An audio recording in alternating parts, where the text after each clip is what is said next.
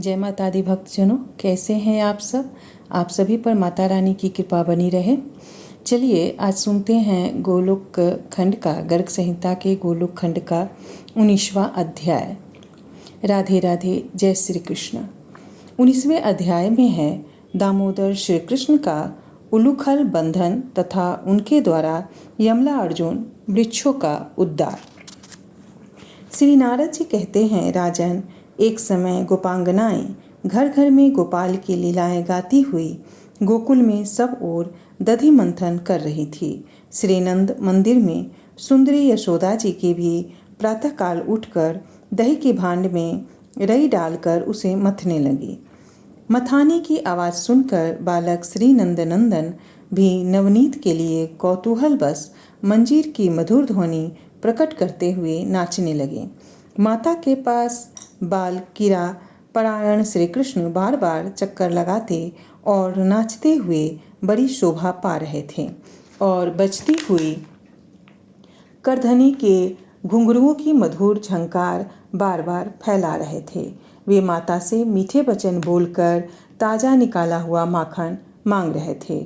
जब वह उन्हें नहीं मिला तब वे कुपित हो उठे और एक पत्थर का टुकड़ा लेकर उसके द्वारा दही मथने का पात्र फोड़ दिया। ऐसा करके वे भाग चले। यशोदा जी भी अपने पुत्र को पकड़ने के लिए पीछे पीछे दौड़ी। वे उनके एक ही हाथ आगे थे, किंतु वे उन्हें पकड़ नहीं पाती थी। जो योगीश्वरों के लिए भी दुर्लभ है, वे माता की पकड़ में कैसे आ सकते थे। निपेश्वर तथापि श्रीहरि ने भक्तों के प्रति अपनी भक्तवश्यता दिखाई, इसीलिए वे जानबूझकर माता के हाथ आ गए।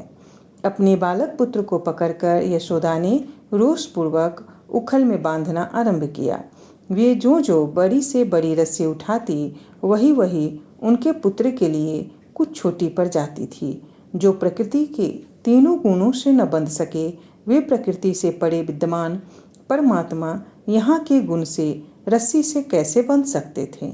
जब यशोदा बांधते बांधते थक गईं और हतोत्साह होकर बैठ रहीं तथा बांधने की इच्छा भी छोड़ बैठी, तब ये स्वच्छंद गति भगवान श्री कृष्ण स्वदस होते हुए भी कृपा करके माता के बंधन में आ गए। भगवान की ऐसी कृपा कर्म त्यागी ज्ञानियों को भी नहीं मिल सकी। फिर जो कर्म में आसक्त है, उनको तो मिल ही कैसे सकती है। यह भक्ति ही प्रताप है कि वे माता के बंधन में आ गए। नरेश्वर, इसीलिए भगवान ज्ञान के साधक आराधकों को मुक्ति तो दे देते हैं, किंतु भक्ति नहीं देते। उसी समय बहुत सी गोपियां भी शीघ्रतापूर्वक वहां आ पहुंची। उन्होंने देखा कि दही मंथने का भांड फूटा हुआ है और भयभीत नंद शिशु बहुत सी रस्सियों द्वारा ओखली में बंधे खड़े हैं। यह देखकर उन्हें बड़ी दया आई और वे यशोदा जी से बोली। गोपियों ने कहा, नंदरानी, तुम्हारा यह नन्हा सा बालक सदा ही हमारे घरों में जाकर बर्तन भांडे फोड़ा करता है, तथापि हम करुणावश इसे कभी कुछ नहीं करती। ब्रजेश्वरी यशोदे, तुम्हारे दिल में जरा भी दर्द नहीं है। तुम निर्दयी हो गई हो। एक बर्तन के फूट जाने के कारण तुमने इस बच्चे को छड़ी से डराया धमकाया है और बांध भी दिया है। श्री नारद जी कहते हैं, नरेश्वर, उन गोपियों के योग कहने पर यशोदा जी कुछ नहीं बोली। वे घर के काम धंधों में लग गईं। इसी बीच मौका पाकर श्री कृष्ण ग्वाल बालों के साथ वह ओखली खींचते हुए श्री यमुना जी के किनारे चले गए। यमुना जी के तट पर दो पुराने विशाल वृक्ष थे, जो एक दूसरे से जुड़े हुए खड़े थे। वे दोनों ही अर्जुन वृक्ष थे। दामोदर भगवान श्री कृष्ण हंसते हुए उन दोनों वृक्षों के बीच में से निकल गए। ओखली वहीं टेढ़ी हो गई थी, तथापि श्री कृष्ण ने सहसा उसे खींचा। खींचने से दबाव पाकर वे दोनों वृक्ष जड़ सहित उखड़कर पृथ्वी पर गिर पड़े। वृक्षों के गिरने से जो धमाके की आवाज़ हुई, वह वज्रपात के समान भयंकर थी। उन वृक्षों से जो देवता निकले, ठीक उसी तरह जैसे काष्ठ में अग्नि प्रकट हुई हो। उन दोनों देवताओं ने दामोदर की परिक्रमा करके अपने मुकुट से उनके पैर छुए और दोनों हाथ जोड़े। वे उन श्री हरि समक्ष नतमस्तक खड़े हो इस प्रकार बोले, दोनों देवता कहने लगे, अच्युत, आपके दर्शन से हम दोनों को इसी क्षण ब्रह्मदंड से मुक्ति मिली है। हरे, अब हम दोनों से आपके निज भक्तों की अवहेलना न हो। आप करुणा की निधि हैं, जगत का मंगल करना आपका स्वभाव है। आप दामोदर कृष्ण और गोविंद को हमारा बारंबार नमस्कार है। श्री नारद जी कहते हैं, राजन, इस प्रकार श्री हरि को नमस्कार करके वे दोनों देवकुमार उत्तर दिशा की ओर चल दिए। उसी समय भय से कातर हुए नंद आदि समस्त गोप वहां आ पहुँचे।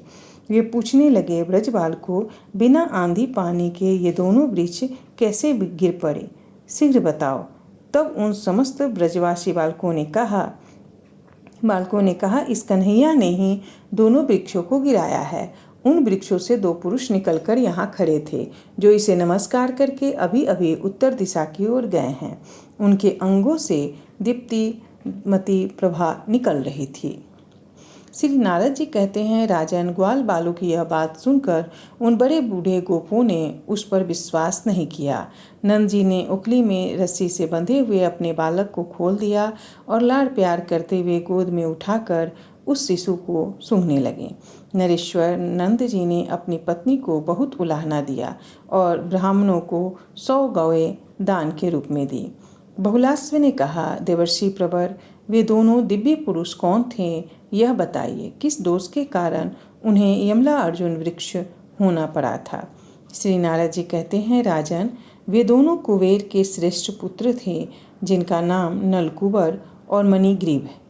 एक दिन वे नंदन वन में गए और वहाँ मंदाकिनी के तट पर ठहरे। वहाँ अप्सराएं उनके गुण गाती रही और वे दोनों वारुणी मदिरा से मतवाले होकर वहाँ नंग धरंग विचरते रहे।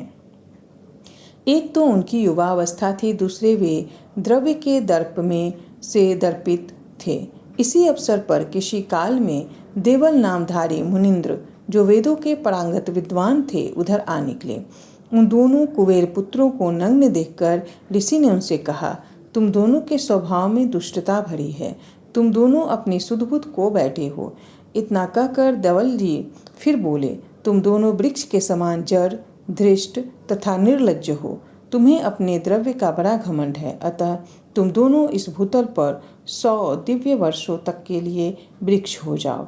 जब द्वापर के अंत में भारतवर्ष के भीतर मथुरा जनपद के ब्रजमंडल में कालिंद नंदनी यमुना के तट पर महावन के समीप तुम दोनों साक्षात परिपूर्णतम दामोदर श्री गोलोकनाथ श्री कृष्ण का दर्शन करोगे, तब तुम्हें अपने पूर्व स्वरूप की प्राप्ति हो जाएगी।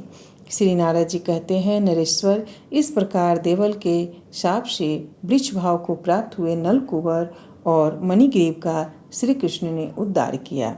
इस प्रकार श्री गर्ग संहिता में गोलोक खंड के अंतर्गत नारद बहुलास्व संवाद में उल्लूक बंधन और यमला अर्जुन मोचन नामक 19वां अध्याय पूरा हुआ।